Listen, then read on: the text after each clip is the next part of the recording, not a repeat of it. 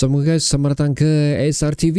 So itulah perlawanan saingan Liga Super untuk match ke-18 bagi Sabah FC, di mana keputusan berakhir dengan 2 Sabah dan juga 2 Seri Pahang di Stadium Likas.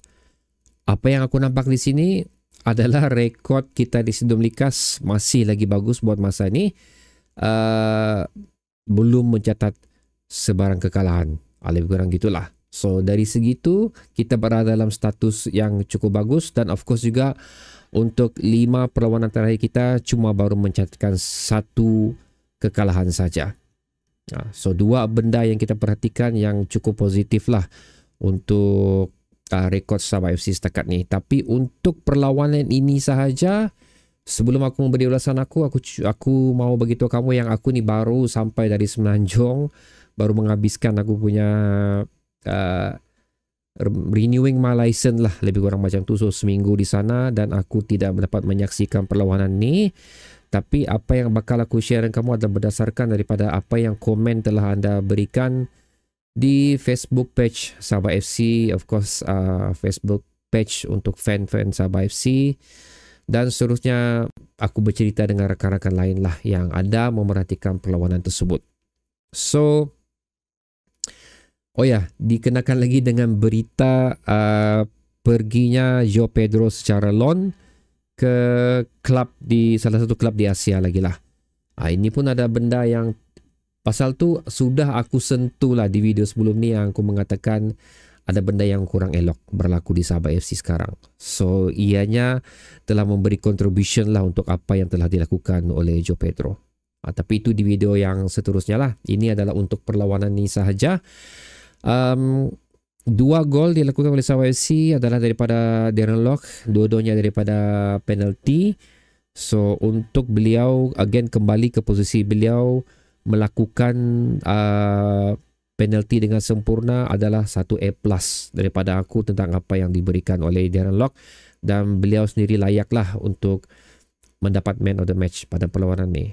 Kerana kalau dapat penalti, bilang orang iyalah kita ikat Seri Pahang ikat kita, we are lucky enough pasal kita dapat penalti, 2 penalti. Tapi walaupun diberikan 2 penalti sekalipun, 5 penalti sekalipun, tapi kalau tidak disempurnakan, tidak ada guna juga penalti tersebut. So bagi aku Darren Lock telah menjalankan tanggungjawab beliau dengan baiknya lah. Unfortunately untuk Sabah FC dari segi creating of chances ataupun mengawal perlawanan ni dengan baiknya, tidak berada di tahap yang kita inginkan.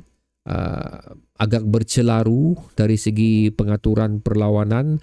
So kalau tengok dari segi komen-komen anda pun ramai yang macam sudah start no out di sini, seolah-olah macam tu lah, walaupun dia ada nyatakan, tapi start sudah cerita start no out. Jadi inilah yang aku katakan pada video sebelum sewaktu perlantikan Stanos, sewaktu perlantikan Artulinus, yang aku tidak bersetuju dengan pemilihan ni. Walau macam mana pun ramai anda yang menyatakan tengok dulu, beri kepercayaan. Bukan aku tidak mau tengok dulu, bukan aku tidak mau beri kepercayaan, tapi aku sudah tahu inilah result yang kita akan miliki untuk after selepas pemergian OKS lah. That's why kenapa aku sangat-sangat tidak bersetuju dengan pelantikan 2 individu tersebut untuk mengemudi Sabah FC.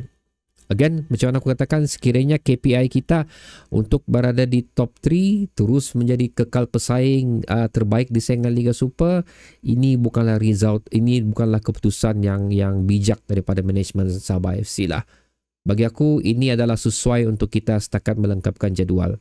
Itu saja, bukan memandang rendah siapa-siapa, bukan memandang rendah kemampuan Alto, bukan memandang rendah kemampuan Stano. Tapi again, untuk berada di tahap yang sepatutnya penyaing di saingan Liga Super, kita perlu satu nama yang cukup besar lah untuk kekal terus berada di kelompok top 3 ataupun top 5 saingan Liga Super ni. Maksud apa yang aku masukkan di situ adalah persembahan yang telah dilakukan menentang Seri Pahang di Stadium Likas ni, yang bagi aku sepatutnya kita boleh memenangi perlawanan ni, tidak berjaya ditampilkan dengan sebaiknya dan tidak berjaya dilakukan sebaiknya oleh pasukan Sang Badak kita ni lah. So of course dalam komennya nanti memang akan ada mengatakan menang disanjung, kalah dikritik, tapi memang itulah realitinya apabila kita membuat ulasan sebegini. Kita akan membincangkan di mana kepincangan, kesilapan yang dilakukan oleh pemain Sabah FC, coach Sabah FC dan of course manajemen Sabah FC. Dan ini telah membuktikanlah sekali lagi di mana apa yang aku katakan juga pada video sebelum ni, yang ini adalah musim terakhir kita untuk menikmati apa yang dimiliki oleh Sabah FC ni, dan ianya sudah bermula. Lebih kurang macam tu. Tapi walau macam mana pun, ianya bukan menandakan aku tidak akan menyokong Sabah FC. Aku tetap akan menyokong Sabah FC. Seperti mana aku katakan pada video sebelum ni juga, aku bukan player FC, aku bukan manajemen Sabah FC punya fans. Aku adalah Sabah FC, batch Sabah FC punya fans. Aku mau yang terbaik untuk Sabah FC. So apa-apa yang aku katakan di sini, sekali lagi bukan untuk merendahkan siapa-siapa, tapi again aku ingin melihat kebaikan untuk Sabah FC di mana tidak berjaya dilaksanakan dengan sebaiknya orang yang bertanggungjawab menjaga nama Sabah FC inilah. Dan kalau diorang tidak sedar, kalau diorang tidak nampak, keputusan begini akan berterusan. Itu boleh aku katakan. So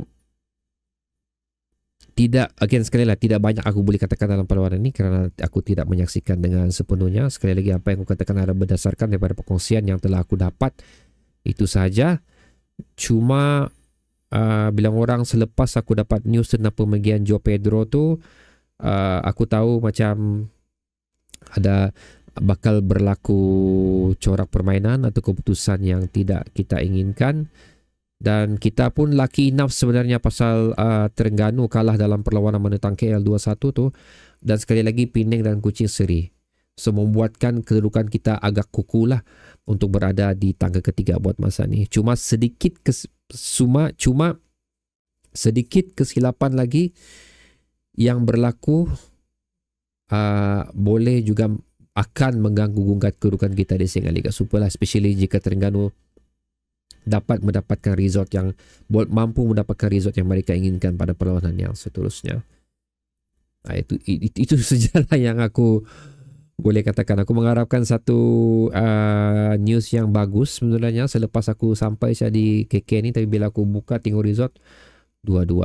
2 gol daripada penalti. Yang gol pertama Penang tu, gol pertama Pahang tu aku rasa boleh dielakkan sekiranya dedicated player yang berada di bahagian midfield berjaya membuat man marking yang sepatutnya lah, kerana gol tersebut tidak ada satu orang pemain pun Sabah FC mengawal pemain Seri Pahang pada perlawanan tu.